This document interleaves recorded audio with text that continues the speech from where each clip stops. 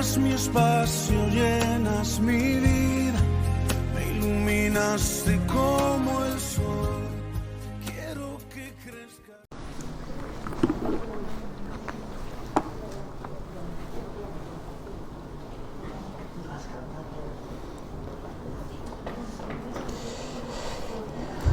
Gloria a Dios. Gloria a Dios. Vamos entrando en calor, poco a poco, pero no hace tanto frío, ¿no? Dios es bueno, amén. Bien, pues bienvenidos a todos un día más. Estamos en la presencia del Señor en su día para ministrar a nuestro Dios, que se merece toda nuestra administración, toda nuestra alabanza, como hemos hecho hasta ahora. La ofrenda también se la merece, porque todo le pertenece al Señor. Y ahora Él, en su misericordia y en su amor, nos va a ministrar con su palabra. Así que abrid vuestros oídos espirituales, más que los oídos físicos. Debemos abrir los oídos espirituales para que la palabra de Dios entre y produzca el efecto que Dios quiere. Así que vamos a seguir tratando el tema que llevamos ya varias semanas entre manos. Hubo un lapsus la semana pasada por la fiesta de los niños, pero hoy vamos a retomar el tema, que es la iglesia que Dios quiere que seamos en este tiempo. Un privilegio ser la iglesia de Jesucristo, ser la iglesia verdadera que sirve a un Dios vivo, un Dios real, y un Dios que te ama a ti, me ama a mí y nos ama a toda su creación. Y se le exige a la iglesia en este tiempo que cumpla con unos parámetros, con unos principios que están en su palabra, para ser la iglesia que Dios quiere que sea, la iglesia que Dios quiere que seamos en este tiempo tan difícil que nos ha tocado vivir. La Biblia dice en Apocalipsis que debemos vestirnos de lino fino, que significa el lino fino en la Biblia. Mira a ver si regular eso, Diego, que noto eco, baja la voz o haz algo. Entonces decíamos que el lino fino representa, quiere decir en la Biblia, significa las acciones justas de los santos, de su iglesia, de los que vivimos de acuerdo a su palabra, de los que vivimos apartados, dedicados y elegidos para servir al Señor. El primer fundamento que estábamos tratando es que es una iglesia que debe ser fundamentada en Cristo, arraigada en su palabra y guiada por el Espíritu Santo. Esos tres enfoques tiene este primer principio básico para ser la iglesia que Dios quiere. Los dos primeros ya los estudiamos y estamos en el tercero, en que la iglesia debe ser guiada por el Espíritu Santo. Vimos sus funciones y estamos tratando el fruto y las cualidades de ese fruto. Hemos estudiado lo que es el amor, que es la base, el fundamento del fruto, el gozo, la paz, la paciencia, la benignidad, la bondad, y también hemos estudiado la fe. Hemos estado estudiando 10 consideraciones importantes sobre la fe. Hemos estado 10 semanas estudiando sobre la fe. Y la última consideración, quiero repasarla, que fue la que tocamos la última vez, es que la fe verdadera sabe que Dios es fiel, confía y considera la palabra de Dios como la verdad absoluta. La fidelidad es la lealtad, es la observancia, que quiere decir el cumplimiento de la fe que alguien debe a otra persona. En este caso nosotros, esa fidelidad tiene que ser correspondida con la fidelidad que Dios tiene con nosotros, porque es un caso que es recíproco. O sea, Dios es fiel con nosotros y nosotros debemos ser fiel con Él. Por eso tenemos que reconocer que el Señor es nuestro Dios, ese Dios que servimos y en quien creemos es el verdadero Dios y no hay otro. Él es un Dios fiel, que decíamos, si recordáis, que Él cumple todas sus promesas y derrama su amor inagotable sobre los que le aman y lo demuestran. Amando a Dios se demuestra obedeciendo sus mandatos. Vimos en el caso de la fe de Josué y Caleb, si recordáis la última vez estuvimos hablando de él, de esa confianza plena y fidelidad a Dios que demostraron cuando investigaron, fueron enviados como espías para reconocer la tierra prometida. Recordar que 10 dieron un informe negativo, llenaron al pueblo de temor, pero ahí se levantó Josué y Caleb y animó al pueblo a ser fiel con Dios y les dijo: si Dios ha sido fiel con nosotros, será fiel, y aunque los enemigos sean poderosos, nuestro Dios está por encima, es más poderoso que ellos. Confiaron plenamente en la fidelidad de Dios y fueron fieles a Dios.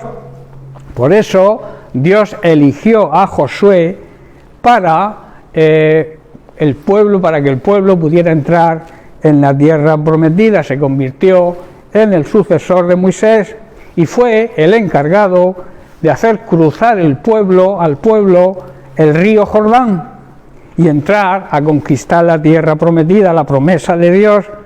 Y Dios fue muy fiel también con él. ¿Por qué? Porque Josué siempre fue fiel con Dios y lo demostró dando ese informe. La simbología para hoy de cruzar el Jordán, ¿qué significa cruzar el Jordán? Para nosotros es estar dispuestos a renunciar a nuestros pensamientos, a nuestra forma de pensar y pensar de la misma manera y totalmente como Dios piensa. También cruzar el Jordán significa que nuestros pensamientos tienen que morir y dejar ser Dios quien reine y dejarnos guiar por lo que Dios piensa, la forma que Dios piensa. Cruzar el Jordán también significa dejar atrás lo que somos para llegar a ser lo que Dios quiere que seamos. Si recordáis, estuvimos hablando de eso. También significa dejar atrás donde estamos, que a veces nos estancamos, no avanzamos, para llegar a donde Dios quiere que lleguemos. Para eso hace falta movimiento. La fe se mueve. Si no hay fe, estamos estancados, no avanzamos. Una iglesia poderosa en fe avanza y sobre todo crece en conocimiento y en sabiduría de Dios, en madurez y también en número. Bien, pues vamos a empezar con el siguiente característica del fruto, que es la mansedumbre, que recordad se encuentra esas características del fruto del Espíritu Santo en Gálatas capítulo 23, y es, como he dicho, la mansedumbre. La persona mansa basa su vida en la obediencia a Dios sin condiciones. La persona que tiene un espíritu de mansedumbre cree y no encuentra obstáculos cuando Dios le dice de hacer algo y le obedece sin ponerle condiciones, aceptando su soberanía. Soberano es que tiene la máxima autoridad. La mansedumbre no es falta de poder. Mucha gente cree que los mansos no tienen fuerza, pero no es así. La mansedumbre no es falta de poder. Sabe, el manso, la persona mansa, la persona que tiene este espíritu de mansedumbre, sabe que tiene poder, pero le pide a Dios permiso para usarlo. Sin esta cualidad es imposible ser usado por Dios. Vamos a leer un pasaje en Lucas, capítulo 9, a partir del versículo 53 hasta el 56.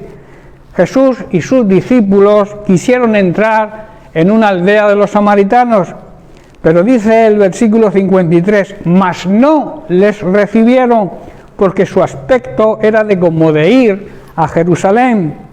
Viendo esto los discípulos, Jacobo y Juan, o sea Santiago y Juan, dijeron, Señor, ¿quieres que mandemos que descienda fuego del cielo como hizo Elías y los consuma? Versículo 55, entonces volviéndose él, les respondió diciendo, vosotros no sabéis de qué espíritu sois. Y a continuación en el verso siguiente les explica cuál debe ser el espíritu que debe imperar en ellos. Dice así, y le demuestra que tiene que ser el suyo, que ellos tenían que tener el mismo espíritu que tenía él. Y añade en el versículo 56, por este motivo, dice, porque el Hijo del Hombre no ha venido para perder las almas, sino para salvarlas. Y dice que se fueron a otra aldea. Esto nos llama que cuando nosotros predicamos el Evangelio y no nos reciben, no por eso tenemos que desanimarnos y dejar nuestro ministerio. Nos vamos a otro sitio, nos vamos a otras personas. Aquí dice que se fueron a otro sitio. No nos reciben aquí, pues nos vamos a otro sitio, pero no dejaron de predicar. Esto es una enseñanza que nos transmite Jesús aquí, para que nosotros no nos desanimemos y que confiemos en que quizá en otro lugar sí nos acepten. De hecho, así ocurre muchas veces. Vemos que perdón, aunque esta petición no fue del agrado del Señor, hay que resaltar que sí había un espíritu de mansedumbre, y lo demostraron Santiago y Juan al pedirle permiso para destruir a aquellos que no quisieron recibirlos. Muchas veces nuestra actitud ante aquellos que no reciben el mensaje que les transmitimos, el mensaje de la salvación, cuando les predicamos el Evangelio, muchas veces pensamos, Señor, no lo va a aceptar, que se vaya al infierno, ¿no? A veces nos da como esa intención de ver que son tan tercos que tú intentas predicarles el Evangelio para que sean salvos, para que se conviertan, hacer tu trabajo, tu ministerio, y ante el rechazo a veces decimos, Señor, destrúyelos, lo que hicieron Jacobo y Juan. Pero dice que a pesar de que a veces esto es una prueba de mansedumbre en nosotros, decírselo al Señor, pero lo que Jesús nos quiere enseñar aquí, que tenemos que tener el mismo espíritu que tiene Él, el espíritu de salvar a las almas, de que las almas no se destruyan, no se vayan al infierno, no se condenen. Y Él llegó hasta el límite. O sea, lo rechazaron tanto que lo crucificaron en una cruz, lo mataron. O sea, hasta ahí tenemos que tener nosotros el mismo, digamos, la misma paciencia con ellos, porque Jesús la tuvo con nosotros. Yo recuerdo cuando yo era tan terco que me predicaban el Evangelio y pasaba olímpicamente, no quería saber nada del Evangelio, pero alguien siguió orando e intercediendo por mí. No cejaron hasta que el Señor, a través del Espíritu Santo, me abrió los ojos espirituales y los oídos espirituales, y entonces entendí el Evangelio y me convertí al Señor gracias a Él. El Espíritu de Jesús es que toda su creación sea salva, y ese tiene que ser nuestro mismo espíritu. Por eso en 2 de Pedro capítulo 3 verso 9 vemos la paciencia del Señor.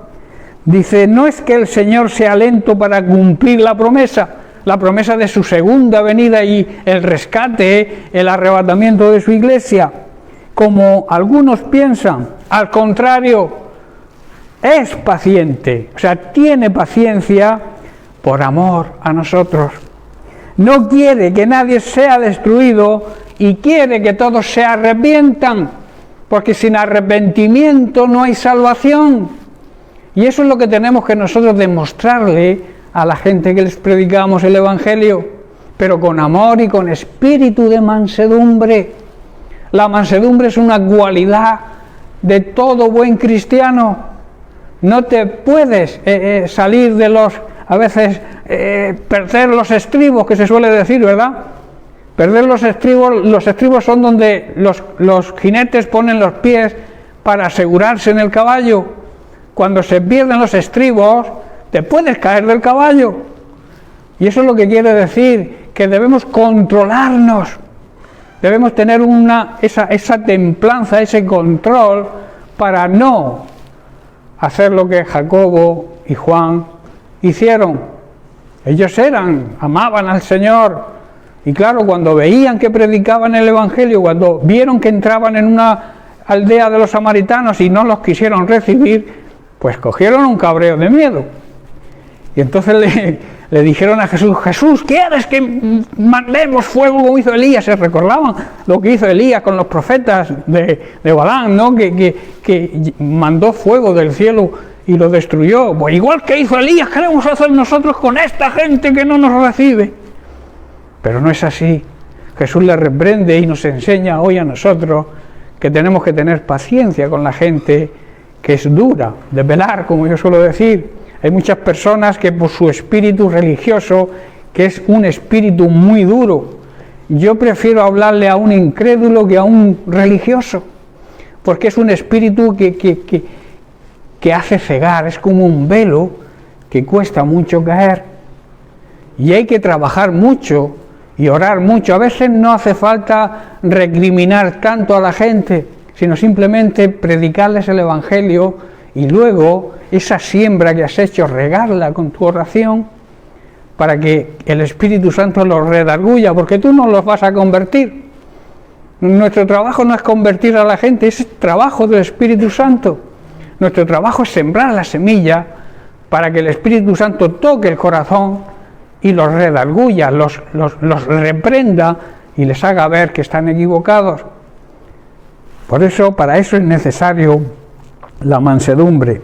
Vamos a analizar la mansedumbre a través de la Biblia y vemos que en el Antiguo Testamento la mansedumbre se destaca como una virtud de aquellos que sufrían la opresión, la persecución, la estrechez, la acusación o la privación de libertad.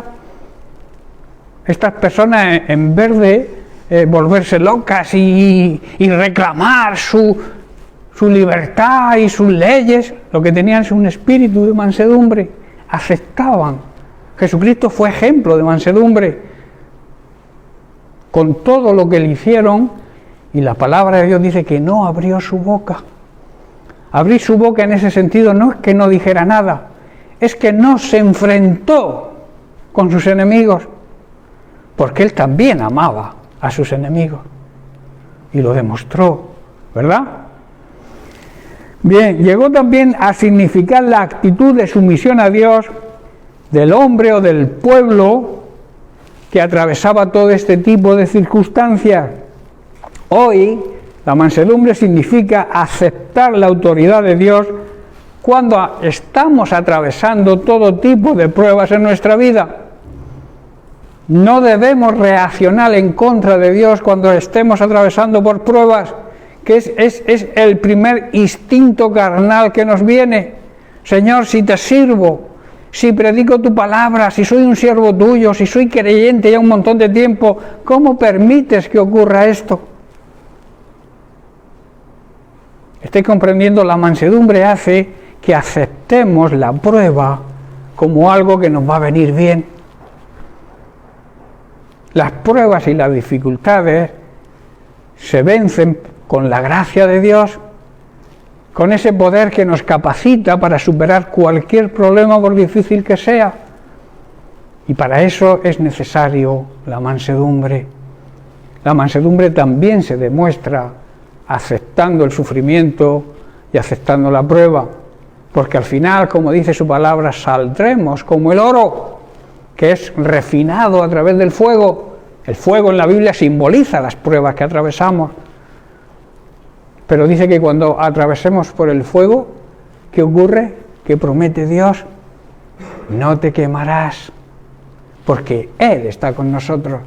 Y eso es una gran promesa, y Dios, como hemos dicho al principio, aunque pasen 1000 generaciones, cumple sus promesas y el pacto con los seres humanos.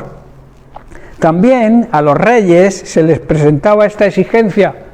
Para que un rey fuera elegido, tenía que demostrar, tenía que basar su reinado también en la humildad y en la mansedumbre. Debemos saber que Dios vindica, que significa defiende a los mansos, y también le hace una gran promesa. En el Nuevo Testamento se mantiene esta misma promesa que vemos en el Antiguo para los mansos. Lo vemos en Mateo capítulo 5, verso 5, donde Jesús nos dice: bienaventurados, que quiere decir bendecidos, dichosos, felices, los mansos. ¿Sabéis que la humildad es la cualidad principal de la mansedumbre? Dice, porque ellos recibirán la tierra por herencia. La tierra nos pertenece a aquellos que tenemos este espíritu de mansedumbre. Dios bendice a los humildes, a los mansos, y heredarán la tierra. Pero subraya, se hace un énfasis grande. Hay un énfasis en la disposición de aceptar a los demás con amor. A esos tercos, a esos que no quieren recibir el Evangelio, tenemos que aceptarlos con humildad y con mansedumbre, y sobre todo con el mismo amor que Dios nos aceptó a nosotros, porque nosotros somos hijos de un Dios de amor, y también debemos buscar esa mansedumbre. Se debe también dar testimonio de paz, de benignidad, de clemencia y sobre todo también de generosidad ante todos aquellos que nos rodean y sobre todo aquellos que no creen. Tenemos que tener misericordia. Él tuvo misericordia con nosotros cuando no creíamos, ¿verdad? Y nos fue dando oportunidad tras oportunidad para que nos convirtiéramos a Él, y al final nos convertimos. Pues claro, Él también quiere que el resto de la humanidad, el resto de su creación, se conviertan. Este espíritu de mansedumbre es como consecuencia y viene si imitamos a Jesús, si seguimos sus enseñanzas, si analizamos la vida, cómo se comportó Él ante todas las circunstancias que atravesó. Debemos imitarlo, y entonces si vemos e imitamos a Jesús, tendremos que imitar su mansedumbre. También la mansedumbre es un don, es un regalo de Dios. Es fruto, como estamos analizando, es fruto del Espíritu Santo que mora dentro de nosotros. Si realmente el Espíritu Santo mora en nosotros, tenemos que tener este don, este regalo de la mansedumbre. Es fruto también del amor, que recordemos que es la base del fruto. El que ama es manso, tiene mansedumbre. También es consecuencia y fruto de la respuesta nuestra a nuestro llamado. Nosotros hemos sido llamados con un plan y con un propósito. Nosotros como iglesia hoy en día se nos exige ser la luz del mundo, ser luz a los que viven en tinieblas, ser luz a aquellos que viven en pecado, no viviendo en pecado nosotros, ser luz ante las circunstancias que estamos atravesando, que los demás vean que atravesando los mismos problemas que están atravesando ellos, nosotros actuamos de forma diferente, y eso es una realidad que tenemos que demostrar. Y luego también responder al llamado. Hemos sido llamados, hemos sido escogidos para que anunciemos las virtudes de Cristo, y dos de sus grandes virtudes, entre muchas otras, es la humildad y la mansedumbre. A la humildad, característica, como he dicho, principal de la mansedumbre, muchos la llaman la madre de las virtudes. Sin esa virtud difícilmente es que tengamos otras. En Mateo capítulo 18, versículos 1 al 4, dice que los discípulos se acercaron a Jesús y le preguntaron: ¿quién es el más importante en el reino de los cielos? Jesús llamó a un niño pequeño y lo puso en medio de ellos. Entonces dijo: les digo la verdad, a menos que se aparten de sus pecados, dejen de vivir en pecado, está diciendo, y se vuelvan como niños, nunca entrarán en el reino de los cielos. Y quiero hacer énfasis a quién va dirigido este mensaje. No va dirigido a los incrédulos, va dirigido a sus discípulos, va dirigido hoy a su pueblo, a su iglesia, va dirigido a ti y va dirigido a mí. Y nos dice: deja de pecar, deja de vivir en pecado y compórtate con la inocencia de un niño pequeño. No que actúes como un niño pequeño, con rabietas y mamá, papá. sino que tengas la madurez espiritual que debe tener un buen cristiano, pero la inocencia de un niño. No sé si estáis entendiendo. Un niño no tiene orgullo, un niño no tiene soberbia. Ahí se refiere Jesús cuando les pone un niño en medio y dice, mira, tenéis que dejar de pecar primero, dejar de vivir vuestra vida de pecado y luego comportaros con la inocencia y con la humildad que se comporta un niño, porque un niño no tiene, vuelvo a repetir, ni orgullo ni soberbia. Versículo 4. Así que el que se vuelva tan humilde como este pequeño, ese es el más importante en el reino de los cielos. Tremenda lección para sus discípulos y tremenda lección para nosotros hoy, ¿verdad?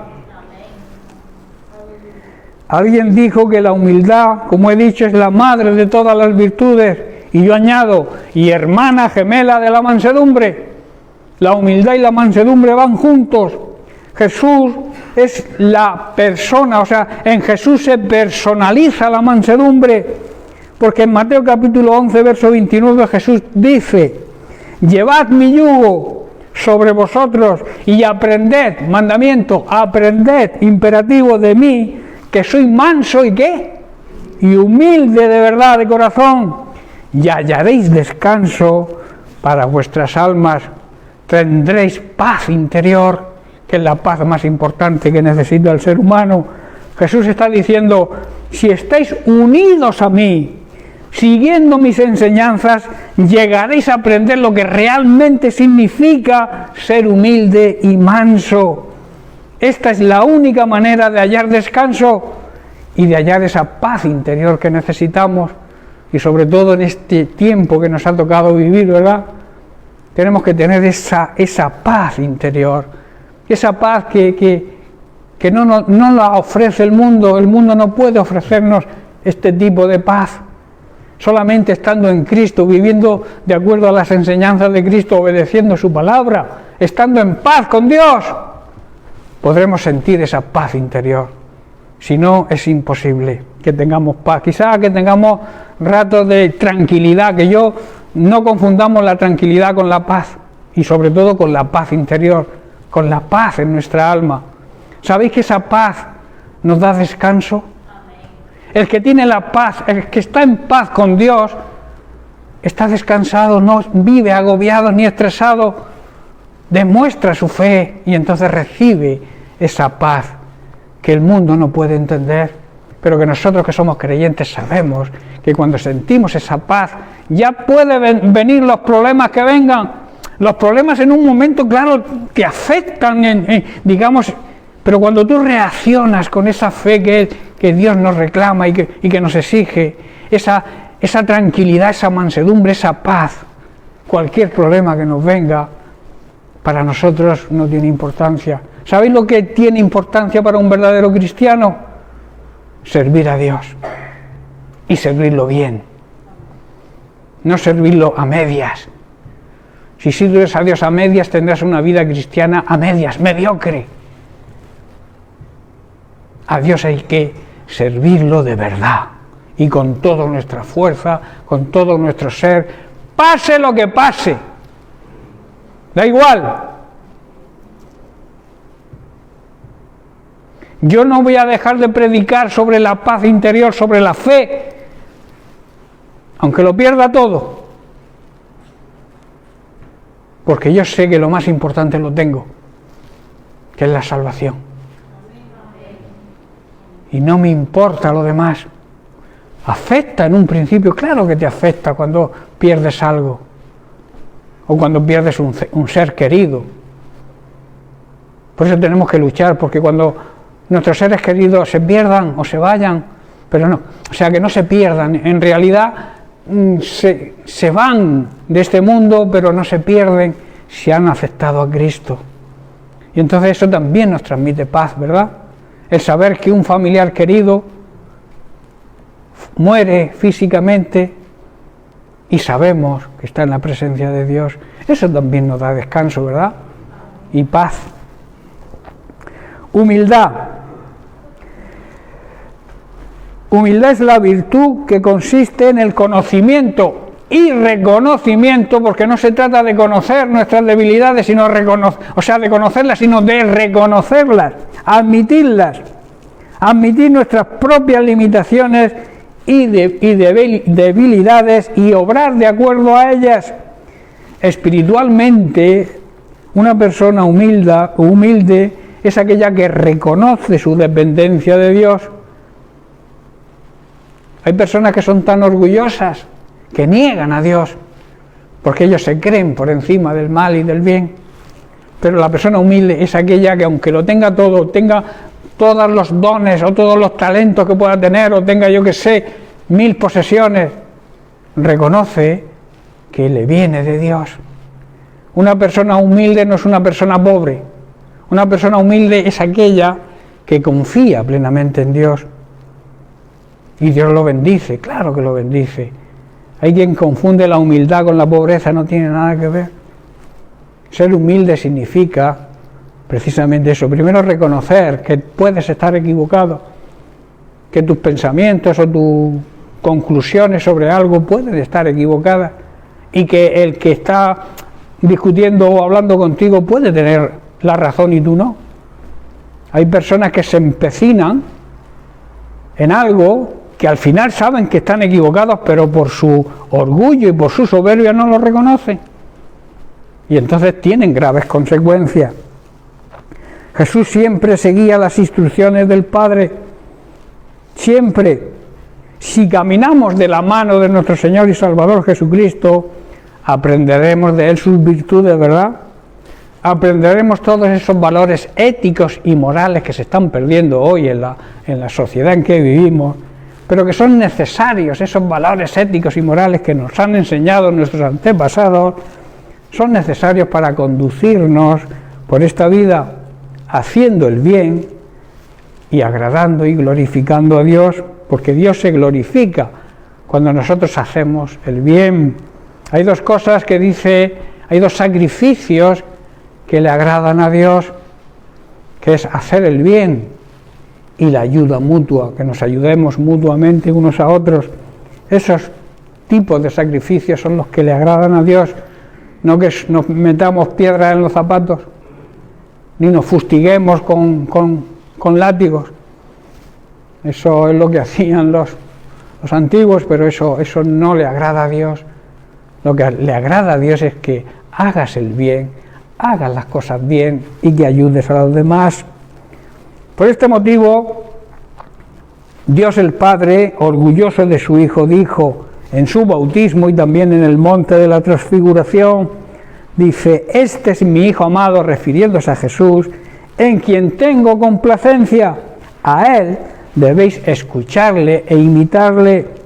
Y en Filipenses capítulo 2, verso 9, Pablo dice: por lo cual, o sea, por su humildad y mansedumbre, Dios también lo exaltó hasta lo más alto, hasta lo sumo, y le dio un nombre que es sobre todo nombre. Hermanos, si seguimos las enseñanzas del Maestro Jesucristo, que es el Maestro de los Maestros, y le imitamos en todo, en esa humildad y en esa mansedumbre que siempre demostró, Dios el Padre también se sentirá orgulloso de nosotros y nos dirá lo mismo que le dijo a Jesucristo. Estará orgulloso de nosotros, nos levantará y nos pondrá en un lugar de privilegio a su debido tiempo. Por eso Santiago, el apóstol Santiago, en el capítulo 4, verso 10, declara: humillaos delante del Señor y Él os exaltará.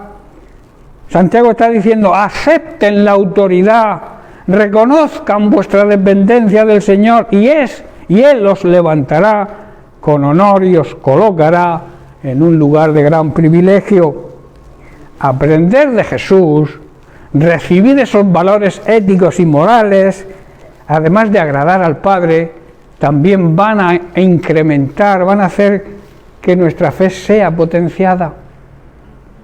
Cuando nosotros hacemos las cosas bien, ayudamos a los demás, nuestra fe crece. ¿Habéis dado cuenta de la satisfacción que queda cuando ayudamos a alguien?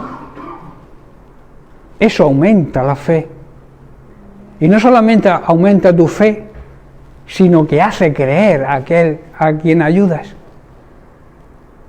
Porque ve. Ayer vimos una película muy bonita. Alguien que iba detrás, lo llaman el cuarto mago, porque la tradición dice que fueron 3, aunque la Biblia no enseña que fueran 3, pero se titula así, el cuarto mago. Una persona que, de la misma manera que los otros partieron siguiendo la estrella, él echó detrás, era médico, y entonces se encuentra en una aldea donde estaba la lepra, había lepra, y tenía al lado un sirviente que nos decía, vámonos, deja a esa gente que nos vamos, que tenemos que buscar al Mesías, que tenemos que...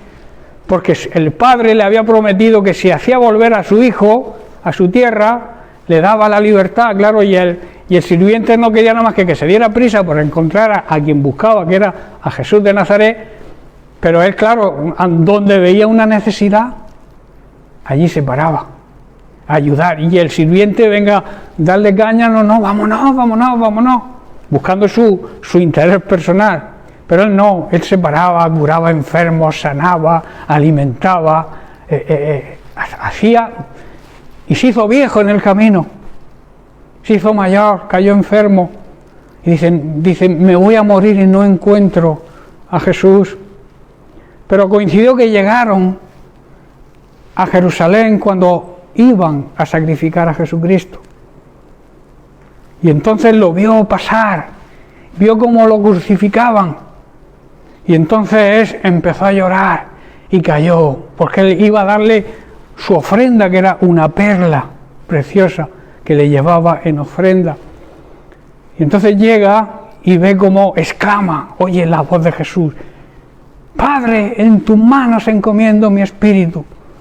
Y entonces muere Jesús, y él como que se pone desesperado de ver la injusticia que habían hecho con él, y está así medio dormido, y abre los ojos y ve a Jesús. Dice, ¿eres tú, Jesús? Tanto tiempo buscándote, y te veo ahora que te han matado. Dice, me encontraste el primer día. ¿Cuándo te encontré? Si yo no te he visto nunca, es la primera vez que te veo. He estado toda mi vida buscándote. Dice, me encontraste cuando la primera vez que socorriste a alguien. Ahí estaba yo, me estaba socorriendo a mí. La primera vez que ayudaste a alguien, me ayudaste a mí. La primera vez que socorriste a alguien, que curaste a alguien, que sanaste a alguien, me sanaste a mí. ¿Cuándo, si yo no te he visto en mi vida? Dice, cuando se lo hiciste a uno de estos mis pequeños, a mí me lo hiciste. Fue precioso, ¿verdad? A veces hay personas que andan buscando a Jesús, y buscando a Jesús está al lado nuestro quizás, en esa persona que te tiende la mano pidiéndote algo, en esa persona que duerme en la calle, aún con el frío que hace, esa persona que apenas tiene comida. Ahí está Jesús. Cuando se lo hacemos a ese tipo de personas, encontramos a Jesús, ¿verdad? Por eso hemos sido llamados a servir a los demás y ayudar al que lo necesite. Como he dicho, la humildad y la mansedumbre son el lado opuesto del orgullo y la soberbia. Teniendo estas virtudes, sabremos perdonar a quien nos ofenda y también reconocer cuando nos equivocamos y ofendemos a otro, y por tanto sabemos pedir perdón. El manso sabe perdonar y también sabe pedir perdón. También hacen estas virtudes, la mansedumbre y la humildad, hace que reconozcamos que podemos estar equivocados. En Proverbios capítulo 3, versículo 7, Salomón escribió: no te dejes impresionar por tu propia sabiduría, en cambio, teme al Señor y aléjate del mal. Y más adelante en el capítulo 26, verso 12, también Salomón dice: hay esperanza, o sea, se puede esperar más de un necio que de aquellos que se creen sabios. Hay más esperanza en un necio, en alguien que no sabe, que no conoce, porque no haya estudiado, no haya tenido la oportunidad de estudiar, que alguien que se crea sabio. Cuando reconocemos, hermanos, y aceptamos nuestras limitaciones y debilidades, estaremos anunciando las virtudes de Cristo, que fue el propósito por el cual fuimos llamados y fuimos escogidos. Así lo afirma Pedro en su primera carta, capítulo 2, verso 9, donde dice: mas vosotros sois linaje, familia escogida, real sacerdocio, o sea, sacerdotes al servicio del Rey, nación santa, apartada y dedicada a un uso sagrado, que es servir a Dios, pueblo adquirido, comprado con la sangre de Cristo. ¿Para qué? Para que anunciéis las virtudes de aquel que os llamó, que os escogió y os sacó de las tinieblas y nos traspasó a la luz admirable, la luz de Cristo, a esa luz que Jesús mismo dijo: yo soy la luz. Y en Él se reflejan todas las virtudes de Dios. Por eso debemos anunciar las virtudes de Dios a través del ejemplo de Jesucristo. En los versículos que leímos al principio, y ante la pregunta de los discípulos, ¿quién es el más importante en el reino del cielo?, Jesús responde, y lo vuelvo a repetir porque es importante: cualquiera que se humille como este niño, ese es el mayor en el reino de los cielos. Aquel en el que la humildad y la mansedumbre hayan echado raíces. Aquel que haya potenciado estas virtudes y les pone el ejemplo de un niño. Jesús les enseña a sus discípulos, y que es de aplicación a nosotros también, que debemos demostrar las virtudes de un espíritu humilde, de un espíritu manso, con la sencillez y la inocencia de un niño pequeño. Virtudes, por otro lado, innatas en nuestro Señor y Salvador Jesucristo, a quien debemos seguir e imitar. Seamos pues sabios y prudentes y reconozcamos nuestras limitaciones, reconozcamos nuestros fallos y también nuestra dependencia de Dios. No pensemos que nuestra opinión y sabiduría está por encima de Dios. Aprendamos, esto es importante, a controlar nuestro temperamento.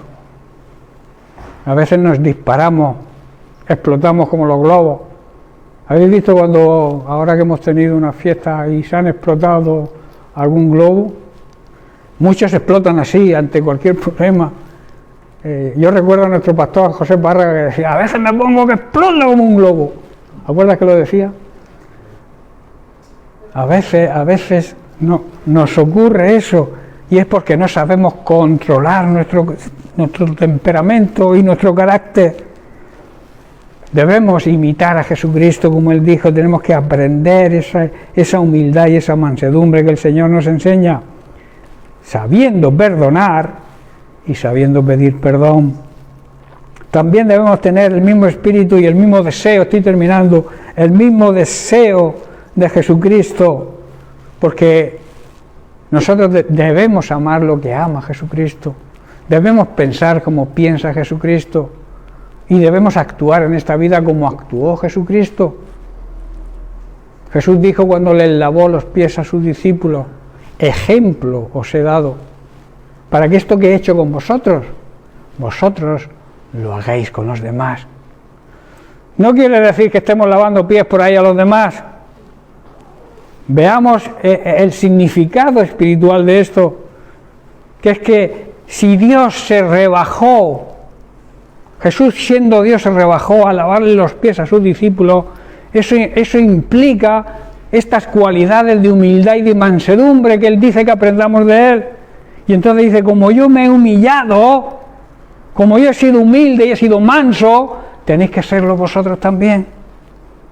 Si yo os he lavado los pies, vosotros debéis hacer lo mismo con los demás. Qué tremenda enseñanza, ¿verdad? La vida cristiana, hermano, debe estar marcada por las virtudes que demostró Jesucristo, porque es nuestra obligación anunciarlas. O sea, ponerlas en la radio significa anunciar las virtudes de Cristo, es demostrarlo a los demás, actuando de la misma manera. Anunciar las virtudes de Cristo significa vivir como Cristo vivió, andar como Cristo anduvo, si queremos ser verdaderos discípulos y seguirlo como Él se merece. Así, hermanos, con esa humildad y esa mansedumbre, nos hacemos merecedores de la gracia de Dios. ¿Sabéis lo que es la gracia de Dios? Lo he dicho muchas veces. Primero es un regalo. La gracia es la salvación. La gracia se llama Jesucristo, que nos salvó. Pero también la gracia significa la capacidad que Dios nos da para superar cualquier prueba o dificultad. Eso que le ocurre a muchas personas que no conocen al Señor, que tienen un problema, que se le cierran la empresa por no sé qué, porque ha ido mal la cosa, y muchos que no tienen al Señor acaban suicidándose, porque no ven una salida. Nosotros, gracias a Dios, ante cualquier prueba, cualquier dificultad, tenemos una salida, ¿verdad? Que es acudir a nuestro Señor y Salvador Jesucristo, aceptar que lo más importante en nuestra vida es ser salvo, y Él nos regala la salvación cuando creemos en Él, cuando le aceptamos como nuestro Señor. Señor significa dueño. Él nos compró con su sangre. Si Él nos compró, Él es nuestro dueño. Y eso es lo que significa aceptar a Jesucristo como Señor y luego recibir la salvación. Muchas veces a muchos se les llena la boca de que Jesús es mi Salvador. Claro que es tu Salvador, pero también debe ser tu Señor, tu dueño, porque te compró y con un gran precio. Tú no tienes que pagar nada, pero Él sí lo pagó. Él pagó tu deuda y la mía, que era inmensa. Estábamos en bancarrota, no podíamos pagar nuestra deuda. Y Jesús dice, no, yo estoy aquí, yo pago vuestra deuda. Pero en contrapartida tenéis que vivir de acuerdo a mis enseñanzas, de acuerdo a mis mandamientos, no por capricho, sino para que os vaya bien, porque Él nos ama. Es un buen Padre, es nuestro Padre celestial, y Él nos ama y quiere lo mejor para nosotros. No seamos tercos y duros y luchemos contra aquel que está de nuestro lado.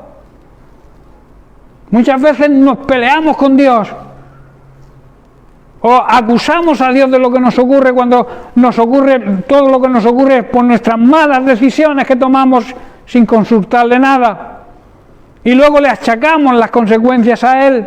Luchamos contra aquel que está de nuestra parte. Somos así de necios. Si Dios está con nosotros, ¿quién contra nosotros? Podrán venir ríos, tormentas, todo lo que pueda venir. Si tu vida está fundamentada sobre Cristo, que es la roca, no vas a caer. Ahora, si tu vida la fundamentas en la arena, en la inseguridad, en la duda, cuando venga un problema, ¿verdad?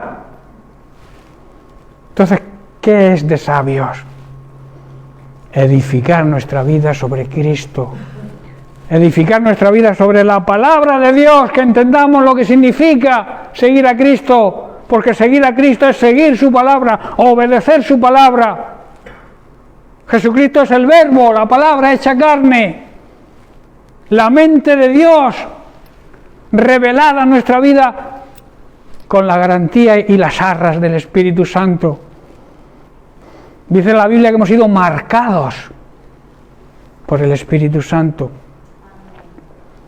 Yo cuando oigo esa frase marcados, yo recuerdo estas películas del oeste donde marcan a las redes, a los toros, a las vacas, con un hierro ahí al rojo vivo.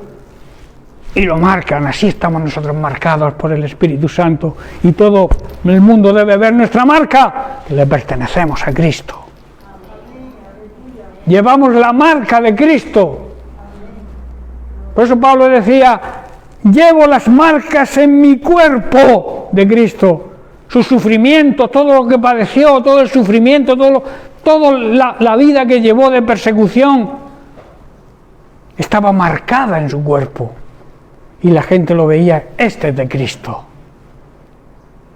Esa es nuestra marca, hermanos. Por eso debemos aceptar el regalo de la gracia de Dios, y así al transmitir y al vivir las virtudes de Cristo, primero nosotros, que esa es la forma de anunciarlas. Viviendo la vida de Cristo, anunciamos sus virtudes. No que tú le digas: Jesús era manso, Jesús era humilde. No, yo soy manso, yo soy humilde porque sigo a Jesús, que era manso y era humilde. Esa es la forma de anunciar las virtudes de Cristo, hermanos. Bien, pues, que Dios les bendiga.